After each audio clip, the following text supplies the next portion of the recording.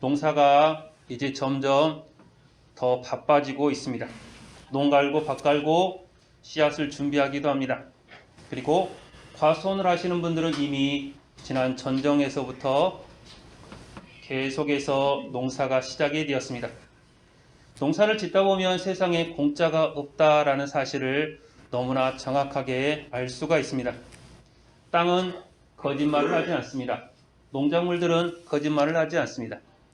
농작물들은 주인의 발자국 소리를 듣고 자란다고 합니다. 주인이 얼만큼 그 농작물들을 가까이 가서 살펴보고 얼마나 관심이 있느냐에 따라서 농사가 잘 되느냐 그렇지 않느냐가 결정이 되어집니다. 특히나 지금은 조금만 부지런히 살면 농촌에서도 먹고 사는 데 전혀 지장이 없습니다. 그런데 농촌에서 농사를 짓는 사람들이 점점 줄어들고 있습니다. 대신에 좋은 농기계들이 많이 생겨났고 외국인 일꾼들이 많이 들어왔습니다. 농사를 짓는 일이 정말 힘들어서 사람들이 농사를 짓지 않는 것은 아닌 것 같습니다. 제가 보기에는 농사를 짓는 것이 좀 천하다라고 생각을 하기 때문에 농사를 짓지 않는 것 같습니다. 다른 사람들이 보기에 멋져 보이지 않아서, 다른 사람들 보기에 있어 보이지 않아서 그냥 농사를 짓지 않는 사람들이 더 많은 듯합니다.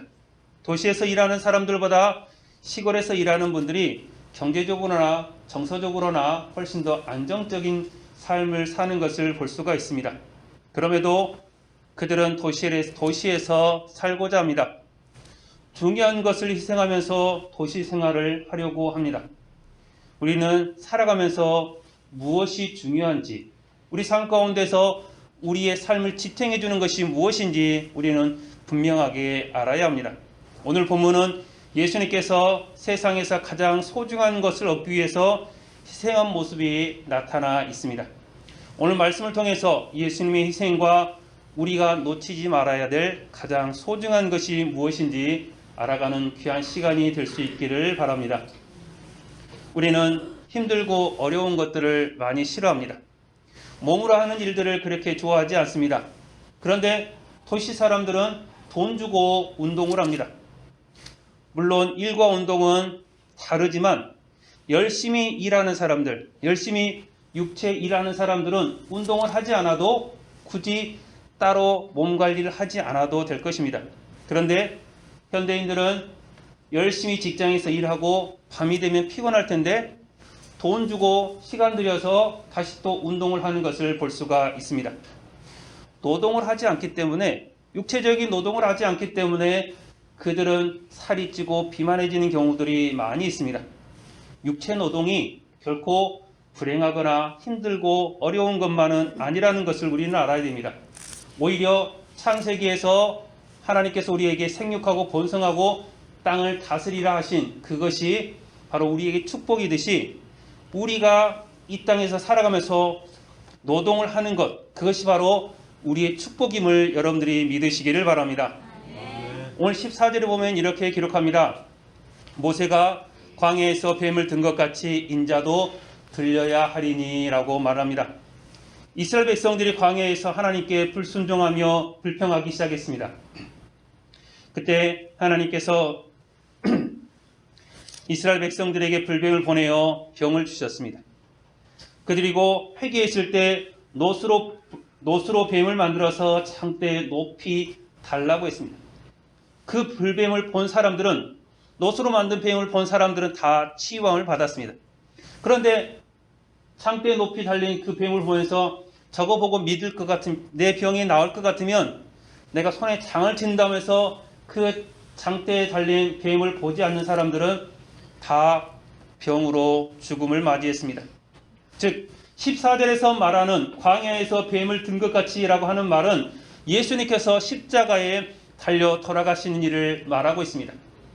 노뱀이 장대 높이 달렸을 때 그것을 바라보고 그것을 믿는 사람들은 살았지만 그것을 믿지 않는 사람들은 다 죽었습니다. 마찬가지로 예수님께서 십자가에 달려서 우리를 위해서, 우리를 대신해서 고난을 받으시고 죽으셨다는 것을 믿는 사람들은 그 영혼이 다시 살아나게 될 줄로 믿습니다. 물론 모세 시대 사람들처럼 장대에 높이 달린 노뱀을 본다고 병이 낫겠느냐라고 의심하는 사람들도 많이 있을 수 있습니다. 일반적이지 않기 때문에 그렇습니다. 하지만 여러분, 믿음의 눈으로 장대에 높이 달린 그 노뱀을 보았을 때 그들의 병이 치유함이 되었습니다. 마찬가지로 우리가 믿음의 눈으로 십자가에 달린 예수님을 바라볼 때 우리의 영혼이 살아날 줄로 믿습니다. 십자가에 달려 죽는다는 것은 결코 쉬운 일이 아닙니다. 고대 로마의 형벌 중에서 가장 악랄한 사형 방법 중에 하나가 바로 십자가에 죽는 것입니다. 그래서 십자가에 죽은 사람들은 이스라엘 백성들도 하나님께 저주받은 사람이 십자가에 죽는다라고 말할 정도였습니다. 죽는 순간까지, 마지막 숨이 떨어질 때까지 그 고통이 계속하기 때문에 그렇습니다. 그럼에도 예수님은 십자가에 높이 달리셨습니다. 바로 우리의 회복을 위해서 십자가에 달리신 것입니다. 예수님의 이러한 고난은 모세가 함께했던 광야 시대부터 예언이 되어져 있었던 일입니다. 그리고 예수님께서도 친히 우리에게 말씀하고 있습니다. 마태복음 17장 12절에 보면 이렇게 기록합니다. 내가 너희에게 말하노니 엘리야가 이미 왔을 때 사람들이 알지 못하고 임으로 대우하였도다. 인자도 이와 같이 그들에게 고난을 받으리라 라고 말하고 있습니다. 예수님께서 십자가에 못 박혀 죽으실 것을 사복음서에서 계속해서 말을 하고 있습니다. 인자가 곧 죽을 것이다. 인자가 고난을 받을 것이다. 인자가 십자가에 매달릴 것이다. 얼마나 예수님께서 말을 많이 하셨는지 모릅니다. 많은 사람들이 예수님을 바라보면서 고난을 생각하지 않았을 것입니다. 다들 왕으로 생각했습니다. 영광의 길만, 꽃길만 걸을 것으로 생각을 했습니다. 그러나 예수님은 고난의 시간을 미리 준비하고 계셨습니다. 마지막 때 사람들이 왕이신 예수 그리스도를 십자가에 못 박는 그것을 알고 계셨기 때문에 예수님께서는 제자들에게 미리미리 말을 했던 것입니다. 왕으로 추대하고자 했던 수많은 사람들, 그리고 예수님이 왕이 되면 나를 높은 자리에 주십시오라고 했던 그 제자들, 그들 모두가 예수님을 다 배반하고 말았습니다.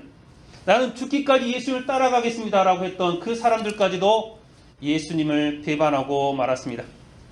이 일은 구약에서부터 다들 말을 해놨고 예수님께서 마지막 그 모든 예언들을 다 이루신 것을 볼 수가 있습니다. 그래서 예수님께서는 그 고난이 너무나 힘들고 어려운 고난인 줄 알면서도 피할 길을 분명히 바라보시면서도 피하지 않고 묵묵히 그 고난의 길을 걸어가셨던 것을 볼 수가 있습니다. 이러한 고난은 고난으로 끝나는 것이 아닙니다. 고난이 고난으로 끝나는 것만큼 허무한 일은 없습니다. 내가 고생을 했는데 그냥 그 고생으로 끝난다면 얼마나 힘들고 어렵겠습니까? 우리 속담에 고진감래, 즉 고생 끝에 복이 온다라는 말이 있습니다. 그 고난을 다 이겨낸 다음에는 우리가 그 뒤에 복이, 편안함이, 행복함이 있을 줄 믿기 때문에 그 고난을 이겨내는 것입니다. 내가 아무리 해도 이 고난이 끝이 날 것 같지 않다라고 하면 우리는 포기하게 되고 좌절하게 됩니다. 예수님의 고난은 그냥 단순한 고난이 아니었습니다. 우리의 회복을 위한 고난이었습니다. 이사야 53장 5절에서 이렇게 기록합니다. 그가 찔림은 우리의 허물 때문이요 그가 상함은 우리의 죄악 때문이라.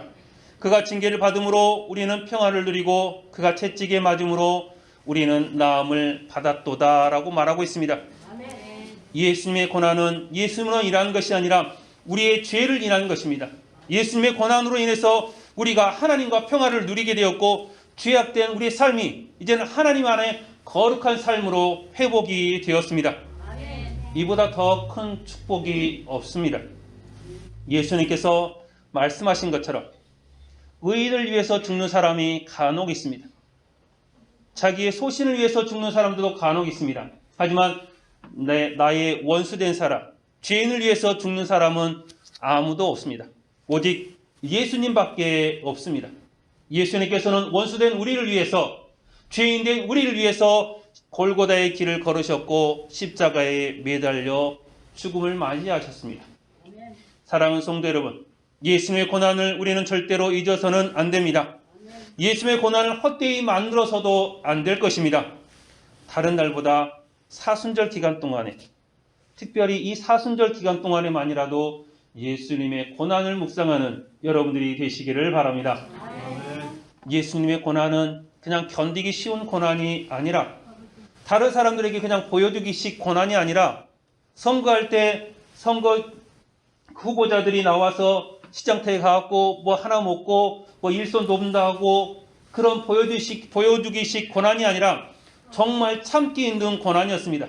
육체적인 고난뿐만 아니라 며칠까지만 해도 자신을 왕으로 추대하고자 했던 사람들이 자신을 배반하는 그런 마음의 고난도 거기에는 함께 했습니다.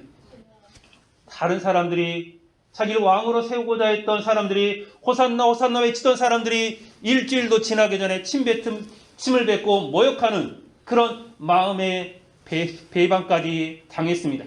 그리고 마지막에 물과 피를 다 쏟으면서 저주를 받으면서 마지막 순간을 보내셨습니다.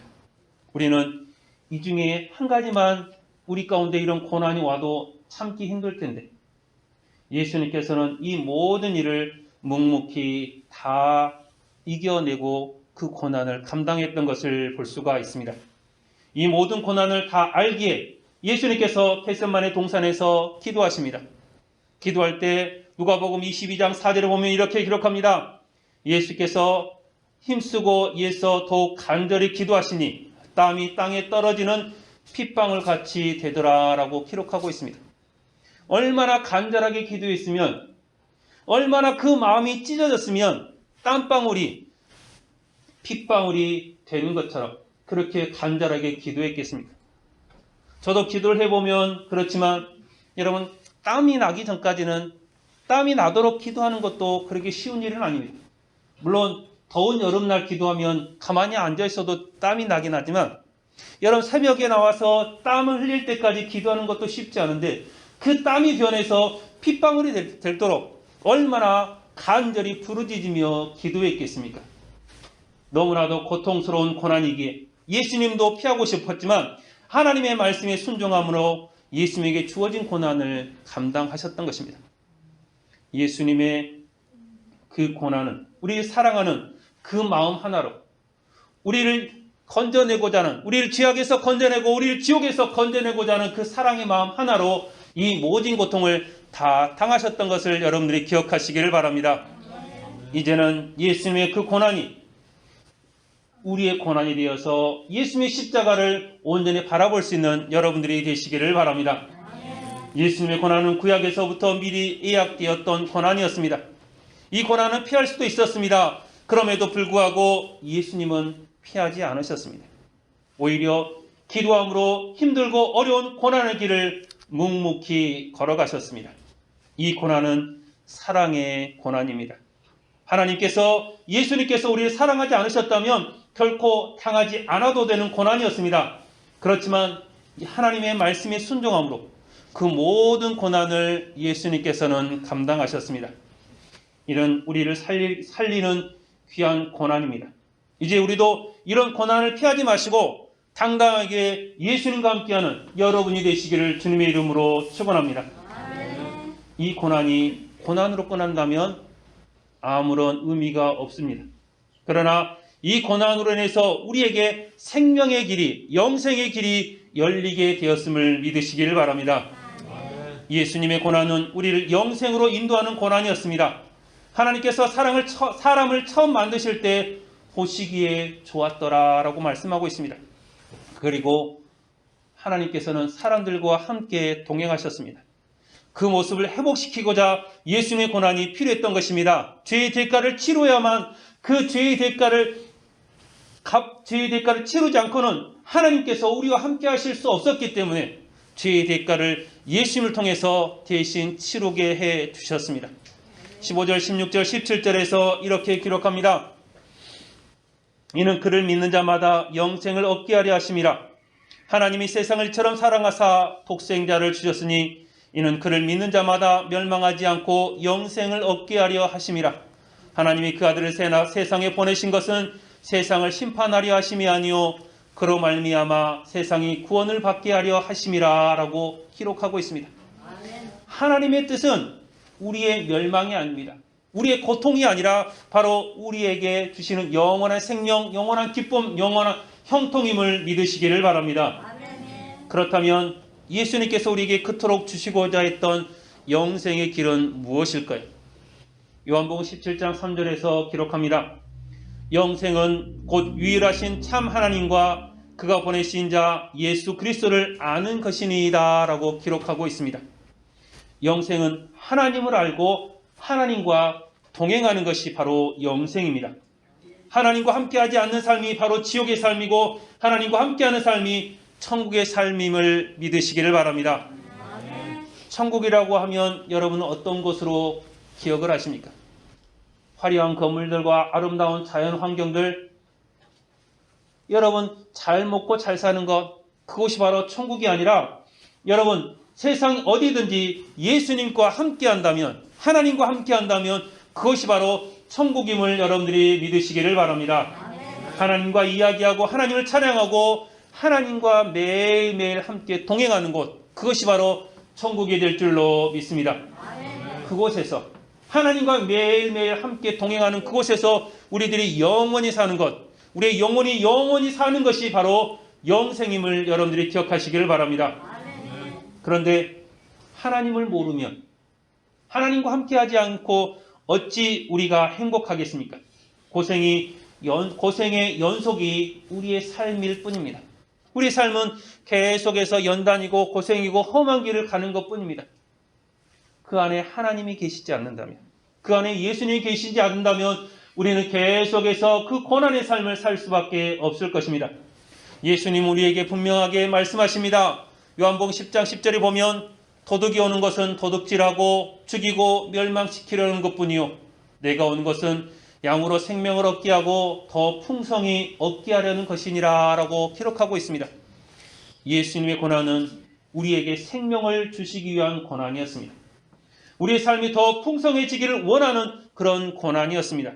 그래서 우리가 예수님 안에 있기만 하면 우리는 자연스럽게 하나님 안에 있는 형통함과 풍성함을 누리게 될 줄로 믿습니다. 예수님은 언제나 우리와 함께 계십니다.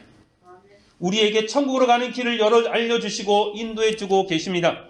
죽음의 길에 있던 우리들입니다. 죄악의 길에 있던 우리들입니다. 그 길에서 벗어나는 것이 얼마나 힘들고 어려운지 모릅니다.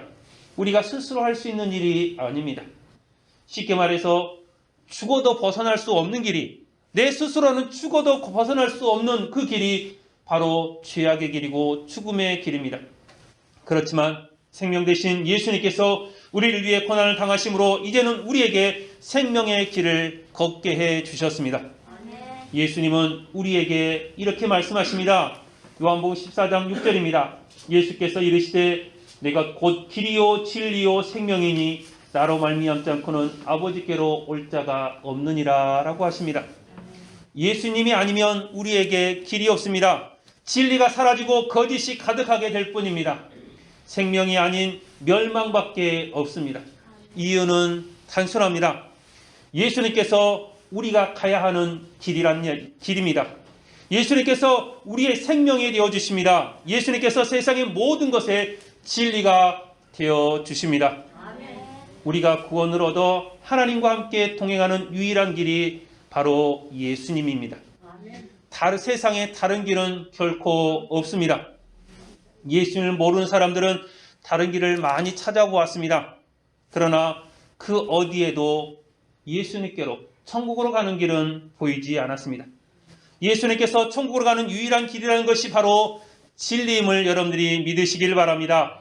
장대에 높이 달린 노뱀을 보며 살았던 것처럼 진리 대신 예수를 바라보면 우리에게 하나님께서 주시고자 하는 그 풍성함과 생명이 주어질 줄로 믿습니다. 사랑하는 성도 여러분, 오직 예수님만이 길이요 진리요 생명임을 믿으시기를 바랍니다. 우리가 영생이라고 하면 거창하게 생각할 수도 있습니다. 앞서 말씀드린 것처럼 하나님과 예수님을 아는 것이 영생의 시작이요 하나님과 예수님과 동행하는 것이 영생의 결론입니다. 즉 예수님을 알고 믿을 때 우리에게 천국의 삶이 주어지게 됩니다. 왜냐하면 생명의 근원 되신 예수님께서 우리에게 천국으로 가는 길을 열어주셨기 때문입니다. 다른 길은 없습니다. 오직 예수님만이 천국으로 가는 유일한 길입니다. 이제 여러분이 천국으로 가는 길에 들어섰으니 좌고 우면하지 마시고 담대하게 끝까지 그 길을 걸어가시기를 바랍니다. 그 길 끝에서 우리 주님이 여러분을 반겨 맞아 주실 줄로 믿습니다. 그렇다면 예수를 모르는 사람들은 어떻게 될까요? 예수를 처음부터 알지 못하고 믿지 않은 사람들은 그 자체가 심판이 되어서 지옥으로 가게 되어 있습니다. 그들에게는 심판조차도 필요가 없습니다. 예수님을 알지 못하기 때문에 그들은 태어나서 죽고 지옥으로 가는 것밖에는 다른 길이 없습니다. 하지만 예수님을 아는 사람들 중에서 믿음을 잃어버리거나 잘못 믿은 사람들은 경우가 좀 달라지기도 합니다. 심판을 받을 만한 사람들이 받는 것입니다. 심판을 받지 않는 사람들은 이미 탈락된 상태들입니다. 그래서 본문은 말하고 있습니다. 18절부터 21절에 보면 이렇게 기록합니다. 그를 믿는 자는 심판을 받지 아니하는 것이요 믿지 아니하는 자는 하나님의 독생자의 이름을 믿지 아니함으로 벌써 심판을 받은 것이라. 그 정죄는 이것이니 곧 빛이 세상에 왔으되 사람들이 자기 행위가 악함으로 빛보다 어둠을 더 사랑한 것이니라. 악을 행하는 자마다 빛을 미워하여 빛으로 오지 아니하나니 이는 그 행위가 드러날까 하미요 진리를 따르는 자는 빛으로 오나니 이는 그 행위가 하나님 안에서 행한 것임을 나타내려 함이라 라고 말씀하고 있습니다. 최소한 여기 계신 분들은 그래도 심판의 자리까지는 가시는 것입니다. 하나님께서 여러분의 믿음을 보시고 이제는 네가 나를 믿는구나, 네가 예수 그리스도를 영접하고 예수 그리스도 편에 있는구나 라고 생각하시는 분들은 자연스럽게 천국으로 들어갈 줄로 믿습니다. 그것이 아니라면 예수님을 내가 믿지 않고 교회에 나오기만 한다면 여러분 그 사람들에게는 지옥의 길이 준비되어져 있습니다. 여기 계시지 않는 분들 아니면 예수님을 알고만 있는 사람들, 그 사람들에게는 이제는 심판이 그들 앞에 놓여 있습니다. 그렇다면 심판대에 올랐는데 지옥으로 가는 사람들은 어떤 사람들일까요? 하나님 앞에 와서 너는 양인이 내 오른쪽에, 너는 염소니 왼쪽에, 그렇게 하나님께서 구분할 때 하나님 편에 서 있는 사람, 하나님 앞에 하나님께서 착하고 충성된 종이라고 일컬음 받으면서 천국으로 들어가는 사람 말고 지옥으로 갈 수밖에 없는 사람들은 어떤 사람들일까요? 먼저는 내가 제일 잘한다, 내가 제일 똑똑하다, 나처럼만 하면 된다라고 하면서 예수님을 믿지 못하게 하는 사람들이 많이 있습니다. 마태복음 23장 13절에 보면 기록합니다. 화 있을진저 외식하는 서기관들과 바리새인들이여, 너희는 천국 문을 사람들 앞에서 닫고 너희도 들어가지 않고 들어가려는 자도 들어가지 못하게 하는도다 라고 기록하고 있습니다. 서기관들과 바리새인들 얼마나 의로운 사람들인지 모릅니다. 성경을 너무나 잘 아는 사람들입니다. 기도 생활을 아주 모범적으로 하는 사람들입니다. 하나님께 드린 예물을 하나도 빠짐없이 다 드리는 사람들이 바로 이 사람들입니다. 예배는 목숨을 걸고 지키는 사람들입니다. 안식일이면 절대 일하지 않고 온전히 하나님 앞에 제사 드리는 일에만 집중하는 사람들입니다. 그런데 그것이 그들의 의의가 되어버렸습니다. 내가 성경을 잘하니까, 내가 기도를 많이 하니까, 내가 예물을 빠짐없이 드리니까, 내가 예배를 소중하게 여기니까, 내가 하니까, 내가 하다 보니까 그 내가 하는 것이 천국으로 들어가는 길이 되어버렸습니다. 그런데 사랑하는 성도 여러분, 우리는 분명하게 알아야 됩니다. 이 세상의 의인은 단 한 사람도 없습니다. 내가 아무리 노력한다 한들 내 힘으로는 천국에 들어갈 길이 단 하나도 없다는 사실을 기억하시길 바랍니다. 사람의 행위로 천국에 들어가는 것이 아닙니다. 구원은 오직 하나님의 선물입니다. 그래서 우리가 하나님의 선물을 자랑하지 못하도록, 내가 이렇게 했다, 내가 했다라는 것을, 그 교만함을 물리치기 위해서 하나님께서 선물로 주신 것을 여러분들이 기억하시길 바랍니다. 서기관들과 바리새인들은 자신의 거룩한 행동이 자신의 의의가 되어서 예수님을 받아들이지 못하고 스스로 의인이 되어버렸습니다. 그리고 다른 사람들에게도 자신들처럼 살라고 말합니다. 나처럼 예배를 드려야 된다. 나처럼 기도해야 된다. 나처럼 헌금해야 된다. 나처럼 해야 된다. 나처럼 성경을 알아야 된다. 라고 하면서 다른 사람을 정죄하기 시작했습니다. 분명히 천국은 알고 있습니다. 분명히 하나님의 나라는 알고 있습니다. 예수님을 알고 있습니다. 하지만 그것이 자기 의가 되어서 다른 사람을 정죄하게 되었습니다. 의로운 삶은 우리가 예수님을 십자가의 고난과 부활을 믿음으로 하나님께서 우리가 의롭다라고 인정해 주시는 것입니다. 우리가 어떤 행동으로 의로워지는 것이 아니라 오직 믿음으로 의로워지는 것임을 여러분들이 믿으시기를 바랍니다. 서기관과 바리새인들도 그렇지만 스스로 의롭다고 생각하는 사람들과 또한 외식하는 사람들, 다른 사람들에게 보여주는 신앙생활하는 사람들도 천국에 들어가지 못합니다. 마태복음 24장 51절에서 기록합니다. 어미 때리고 외식하는 자가 받는 벌에 처하리니 거기서 슬피 울며 이를 갈리라 라고 말합니다. 외식하는 자가 받는 벌이라고 분명하게 말하고 있습니다. 주인이 볼 때만 잘하고 주인이 보지 않을 때는 악을 행하던 종에게 하는 말입니다. 다른 사람들이 보기엔 거룩해 보이지만 속이 그렇지 않은 경우가 많이 있습니다. 겉과 속이 같아야지만 우리는 그렇게 살지 못하고 있습니다.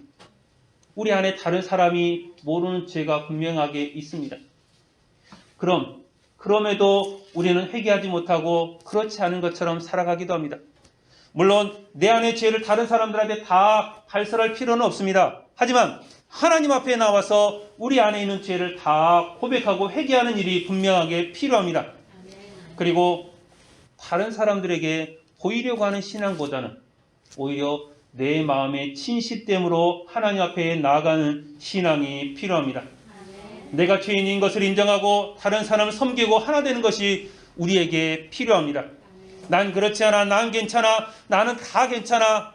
그런 외식하는 모습, 다른 사람들에게 보여주는 모습이 아니라 나는 부족하지만, 나는 연약하지만 그래도 하나님께서 원하시면 하겠다라는 그 순종의 마음이 우리에게 필요합니다. 잘 믿는 척할 필요가 없습니다. 잘 믿으려고 노력을 해야 되지만 나는 잘 믿는다, 잘 믿는 것처럼 보여질 필요는 없다는 이야기입니다. 그저 내 마음에, 내 신앙대로, 내 마음대로 하나님 앞에 진실되게 나가면 될 줄로 믿습니다. 아멘. 예수님께서 과부의 2렙돈을 왜 기뻐하셨겠습니까? 2렙돈을 드릴 때 그 과부는 얼마나 창피했겠습니까? 다른 사람 더 많은 것으로 드리는데 다른 사람도 모르게 몰래 자기가 가지고 있는 그 2렙돈을 드릴 때 예수님께서는 그 마음을 보시고 그 여인에게 하나님께서 천국 복음을 선포하셨던 것입니다. 많이 하는 것, 다른 사람에게 보여주기 위한 것이 아니라 오직 우리 마음의 중심을 보시는 그 하나님을 여러분들이 기억하시기를 바랍니다. 하나님은 우리의 속사람, 즉 중심을 보시는 분이시기 때문에 우리 안에서 예수 그리스도의 고난과 예수 그리스도의 부활 그리고 예수 그리스도의 승천을 믿고 나간다면 우리는 자연스럽게 우리에게 하나님의 나라가 계속해서 임할 줄로 믿습니다. 우리는 천국의 삶을 살 줄로 믿습니다. 스스로 의인된 사람들, 외식하는 사람들에게는 결코 좋은 열매가 맺혀지지 않습니다. 왜냐하면 내가 하려고 하기 때문에 그렇습니다. 내가 모든 것을 다 하려고 하고 다른 사람에게 보여주려고 하니 얼마나 힘들겠습니까? 얼마나 고생이 심하겠습니까? 그런데 좋은 열매도 맺혀지지 않습니다. 누가복음 3장 9절에 보면 이렇게 기록합니다. 이미 도끼가 나무 뿌리에 놓였으니 좋은 열매 맺지 아니하는 나무마다 찍혀 불에 던져지리라 라고 기록하고 있습니다.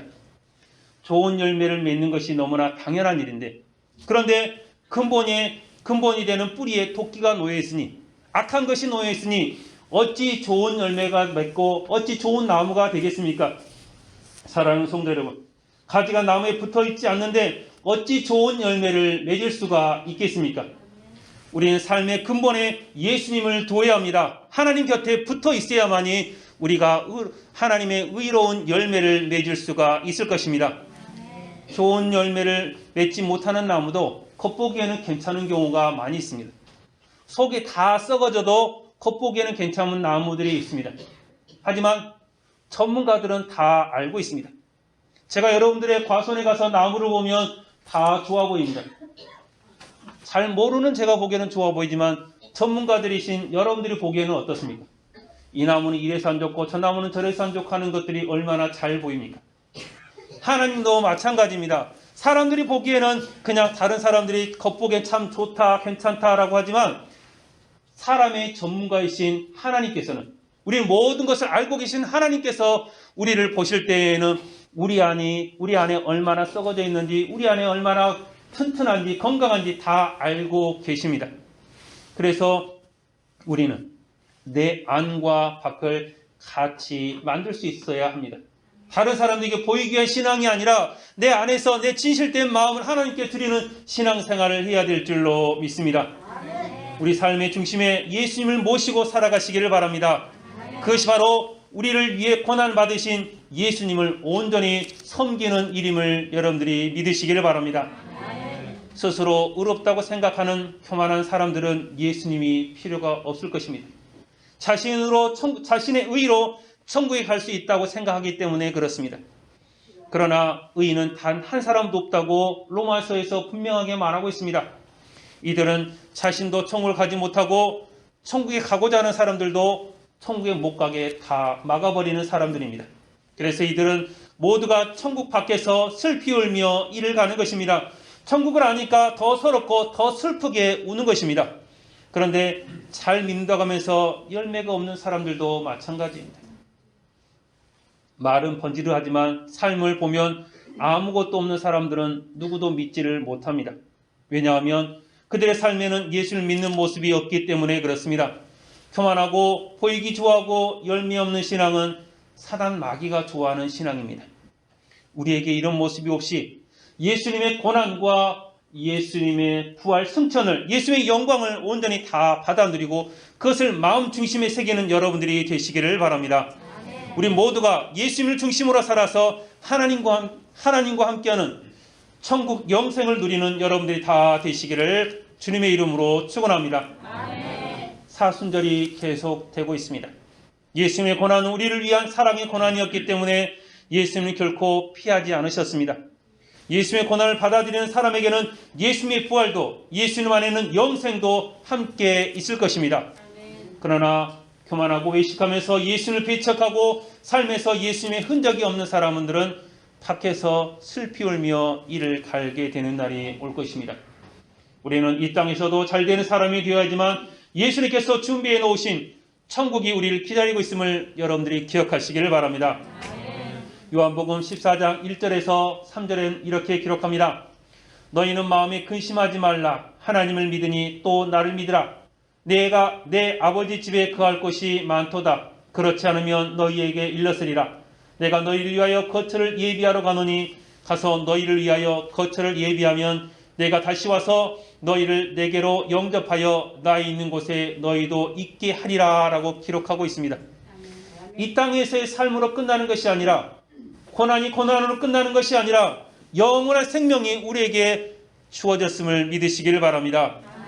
예수 그리스도와 함께하는 삶, 예수를 영접하고 예수님과 동행하는 삶, 그 삶 끝에 천국이 있으며 영생이 여러분에게 보장되었음을 믿으시기를 바랍니다. 예수님의 고난과 영광을 모두 마음에 새기고 사순절을 귀하게 보내는 여러분들이 다 되시기를 주님의 이름으로 축원합니다. 기도하겠습니다.